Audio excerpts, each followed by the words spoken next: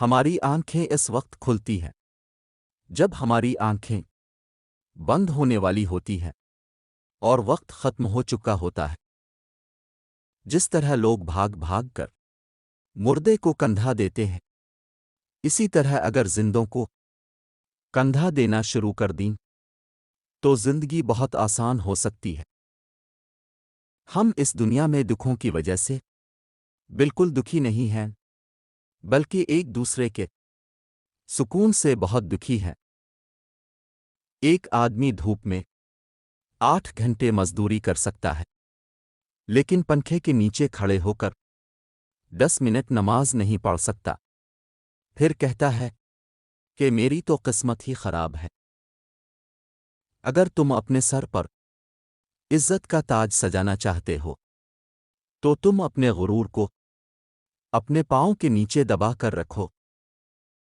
باپ کی موجودگی سورج کی طرح ہوتی ہے جو گرم تو ہوتا ہے، لیکن اگر غروب ہو جائے تو اندھیرا چھا جاتا ہے۔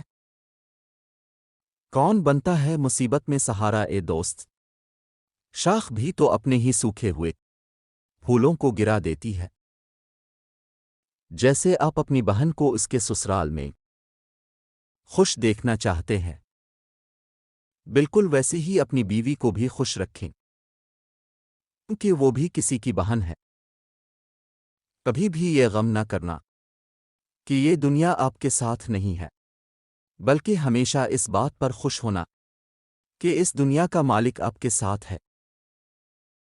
ہم کیا جانیں کہ کیا صغیرہ ہے اور کیا کبیرہ ہے، کیونکہ ہمارے پاس تو گناہوں کا ذخیرہ ہے۔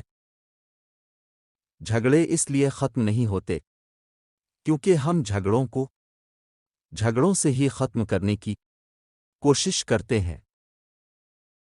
جو لوگ اللہ کے دیے ہوئے کو کافی سمجھتے ہیں وہ دنیا میں کبھی بھی کسی کے محتاج نہیں ہوتے۔ جو کوئی بھی آپ کی برائی کرتا ہے تو اس کو کرنے دیں، کیونکہ برائی وہی کرتا ہے جو آپ کی برابری نہیں کر سکتا۔